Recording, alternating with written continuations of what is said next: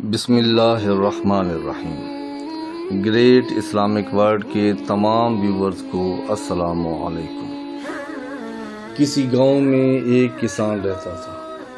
وہ ہمیشہ اپنا ٹیکس وقت پر ادا کرتا تھا۔ ایک سال اس گاؤں میں بارش کم ہونے کی وجہ سے لوگوں کی فصل پہلے سے بہت کم ہوئی۔ وہ کیونکہ ایک چھوٹا کسان تھا اس لیے بہت پریشان ہوا۔ ایک دن وہ پریشان حال بیٹھا تھا کہ اس کی بیوی نے اسے پوچھا، تم اتنے پریشان کیوں ہو؟ اس نے کہا، اس سال بارش کم ہوئی ہے، فصل اتنی اچھی نہیں ہوئی، ڈر رہا ہوں ٹیکس کہاں سے ادا کروں گا۔ اس کی بیوی نے کہا، کسی سے قرض لے لیتے ہیں۔ اس نے کہا، جن سے قرض ملنے کی توقع تھی میں ان سب سے قرض مانگ چکا ہوں، لیکن انہوں نے قرض دینے سے انکار کر دیا ہے۔ اس کی بیوی نے کہا، اگر ایسی بات ہے تو تم بادشاہ کے پاس جاؤ، کیا خبر وہ ہماری مجبوری سمجھے اور اس دفعہ ہم سے ٹیکس نہ لے۔ اس نے کہا، بادشاہ بہت ظالم ہے۔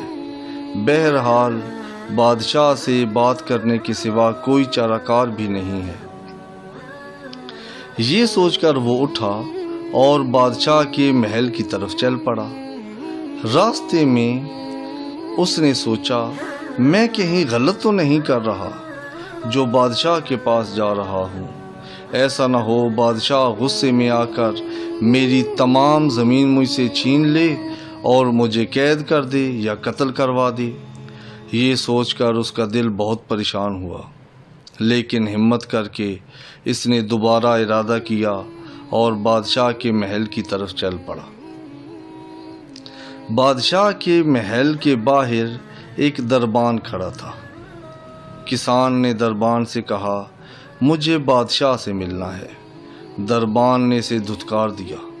کسان نے جب بہت اصرار کیا تو دربان نے پوچھا، تم بادشاہ سے کیوں ملنا چاہتے ہو؟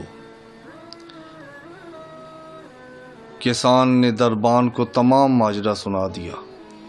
دربان نے کسان کی بات سننے کے بعد کہا، اب تو میں تمہیں حتماً مشورہ دیتا ہوں، بادشاہ سے ملنے کا خیال اپنے ذہن سے نکال دو، کیونکہ جیسے ہی بادشاہ سنے گا تم ٹیکس نہیں دے سکتے، اسے غصہ آ جائے گا اور فوراً تمہیں قتل کا حکم صادر کر دے گا۔ لیکن کسان نے کہا، میرے پاس کوئی اور چارہ نہیں ہے۔ جب بادشاہ کے لوگ ٹیکس لینے آئیں گے اور میں ٹیکس نہیں دوں گا تو بھی بادشاہ مجھے قتل کروا دے گا۔ یہ سن کر دربان نے کہا، اگر تم بضد ہو تو میرا مشورہ یہ ہے، بادشاہ سے ملنے کے بجائے تم وزیر سے ملو۔ وہ اچھا انسان ہے، ہو سکتا ہے تمہاری مدد کرے یا تمہیں کوئی اچھا مشورہ دے۔ وہ محل میں داخل ہوا۔ سپاہی اسے وزیر کے پاس لے گئے۔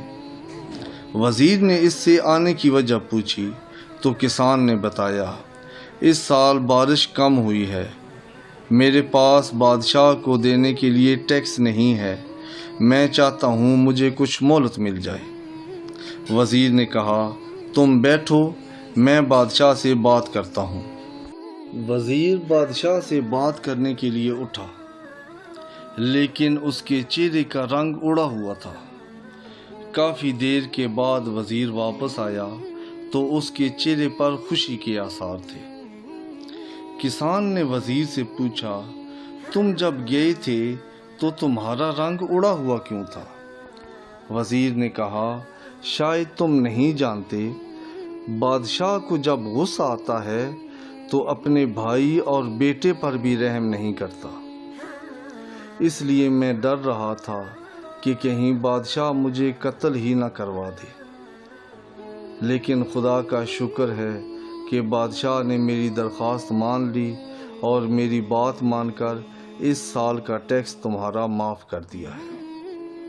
اس کے بعد وزیر نے کہا، میں اس شہر کے لوگوں کو دیکھتا ہوں جو مصیبتوں اور پریشانیوں میں گھرے ہوتے ہیں۔ میں یہاں اس ظالم بادشاہ کے محل میں رہتا ہوں تاکہ اس مظلوم رعایا کی خدمت کر سکوں۔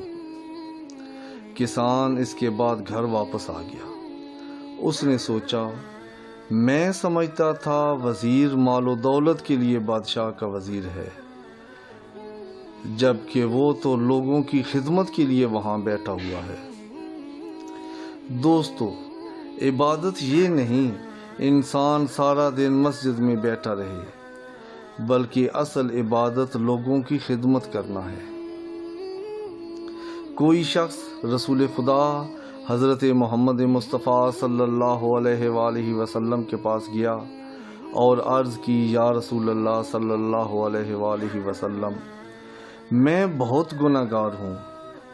میں نے لوگوں پر ظلم کیا، بعض لوگوں کا حق غصب کیا۔ جن پر بھی میں نے ظلم کیا یا جن کا حق غصب کیا تھا، ان میں سے اکثر مر چکے ہیں۔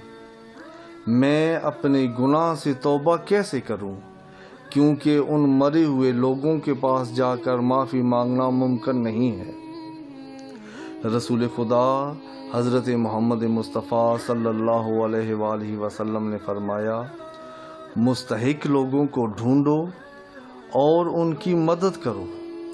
مستحقین کی مدد کرنا بڑے بڑے گناہوں کا کفارہ ہے۔ دوستو، جب انسان مخلوق خدا کی خدمت کرتا ہے تو خدا انسان کے لیے ہر کام میں آسانی پیدا کر دیتا ہے۔ امام صادق علیہ السلام نے فرمایا، اے ابن اسحاق، جو بھی خانہ کعبہ کا طواف کرے گا، خدا اس کے لیے 1000 نیکیاں لکھے گا، 1000 گناہ اس کے معاف کر دے گا، اس انسان کے 1000 درجے بلند کرے گا، 1000 درخت اس کے لیے بہشت میں لگائے گا، 1000 غلاموں کو آزاد کرنے کا ثواب اس کے نامہ اعمال میں لکھے گا۔ ابن اسحاق نے عرض کی، مولا، یہ سارا ثواب ایک طواف کے لیے ہے؟ امام علیہ السلام نے فرمایا، میں تمہیں اس سے بھی زیادہ پرفضیلت عمل کے بارے میں بتاؤں۔ جو شخص کسی برادر مومن کی حاجت روائی کرے گا، خدا اسے اس طرح کے 10 طواف کا ثواب عطا کرے گا۔ سر انسان کہتا ہے، نہ میرے پاس کوئی عہدہ ہے، نہ میرے پاس بہت زیادہ روپیہ پیسہ ہے، میں کسی کی مدد کیسے کر سکتا ہوں؟ مدد کرنے کے لیے عہدہ یا روپے کی ضرورت نہیں ہوتی، بلکہ مدد فقط زبان سے تسلی دینا، زبان سے کسی کو حوصلہ دینا، کسی کو اچھا مشورہ دینا، یہ سب مدد کی قسمیں ہیں۔